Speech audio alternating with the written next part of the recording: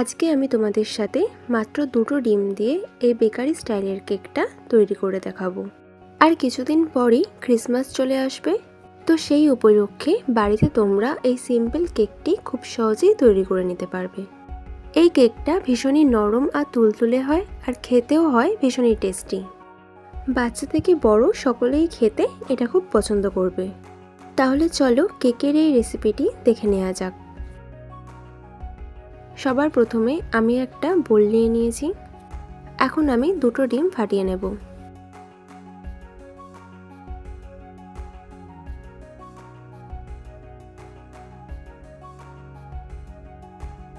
এরপর এর মধ্যে অ্যাড করে দিচ্ছি 1 কাপ চিনির গুঁড়ো।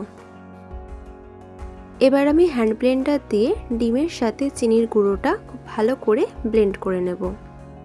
আর এটা হ্যান্ড উইক্সের সাহায্যেও তোমরা ভালো মতো ব্লেন্ড করে নিতে পারবে।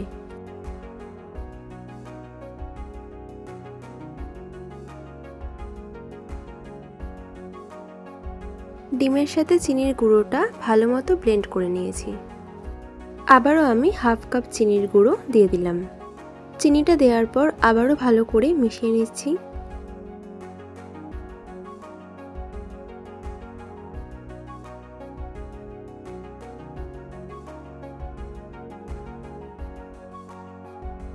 এরপর এর মধ্যে অ্যাড করছি 1/2 কাপ সাদা তেল আর ছোট চামচের 1 চামচ ভ্যানিলা এসেন্স।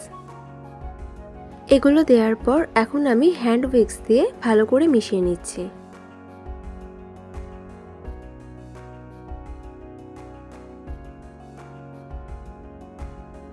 এবার আমি একটা ছাঁকনি নিয়ে নিলাম। এবার এর মধ্যে দিয়ে দেব 2 কাপ আটা। তোমরা আটার জায়গায় ময়দাও দিতে পারো। আর দিয়ে দিচ্ছি সামান্য একটু নুন আর 1 চামচ বেকিং পাউডার।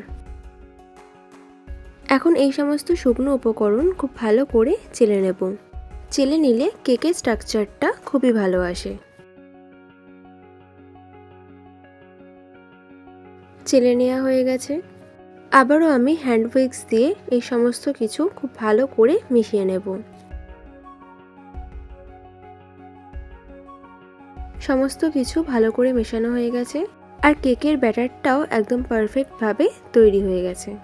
ঠিক এই রকম মিডিয়াম টাইট করেই কেকের ব্যাটারটা তৈরি করে নিতে হবে। এবার একটা কেক টিন নিয়ে নিলাম। এখন একটু সাদা তেল নিয়ে কেক টিনটার গায়ে ভালো করে ব্রাশ করে নিচ্ছি।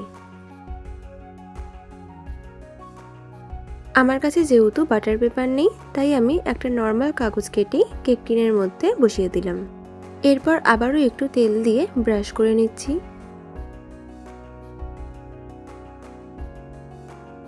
এখন আমি কেকের ব্যাটারটা এর মধ্যে ঢেলে দিচ্ছি।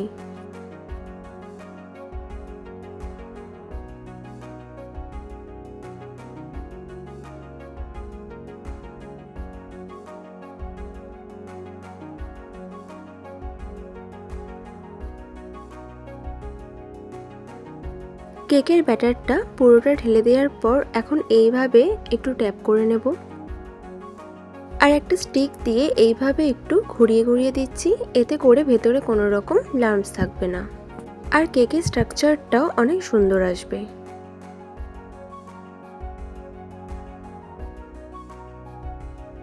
আবারও একবার ট্যাপ করে নিচ্ছি।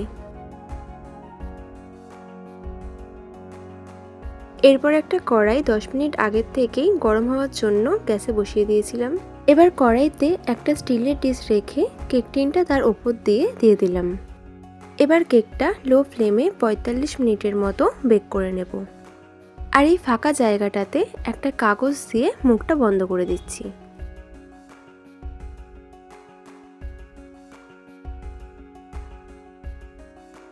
পঁয়তাল্লিশ মিনিট হয়ে গেছে। এখন আমি ঢাকনাটা খুলে নিলাম। দেখো কেকটা কত সুন্দর ফুলেছে। এখন একটা স্টিক দিয়ে দেখে নিচ্ছি যে স্টিকটার গায়ে কেকটা লেগে যাচ্ছে কিনা। লেগে যায়নি, তার মানে আমার কেকটা পারফেক্টলি ভাবে তৈরি হয়ে গেছে। এবার আমি কড়াই থেকে কেক টিনটা নামিয়ে নিলাম। এখন আমি ঠান্ডা হয়ে যাওয়ার পর দেখাচ্ছি। একটা চাকু দিয়ে কেকের 4 সাইডটা এইভাবে একটু ঘুরিয়ে নিচ্ছি, এতে করে কেকটা ভালোভাবে উঠে আসবে।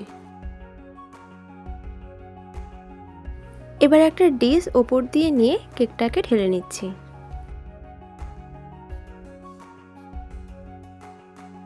এবার কেকটার থেকে কাগজটাকে তুলে নেব। দেখো কালারটা কত সুন্দর এসেছে, আর কেকটা হয়েছে অনেক নরম আর তুলতুলে। তোমরা এই কেকটা অবশ্যই একবার বাড়িতে ট্রাই করবে। এটা বানিয়েও নেওয়া যায় খুব সহজে, আর খেতেও হয় ভীষণই ভালো। এবার আমি কেকটার 4 সাইডটা কেটে কেকটাকে স্কোয়ার শেপ করে নেব।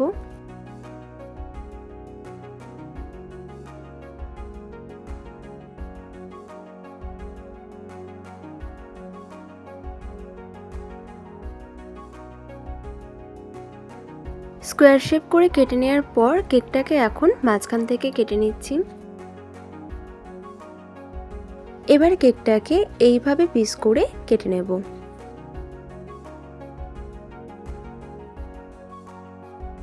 কেকের এই রেসিপিটি তোমাদের ভালো লাগলে ভিডিওতে একটা লাইক আর কমেন্ট করে দিও। তোমরা যদি আমার ইউটিউব চ্যানেলে নতুন হয়ে থাকো তাহলে আমার চ্যানেলটি সাবস্ক্রাইব করে নেওয়ার জন্য অনুরোধ রইল।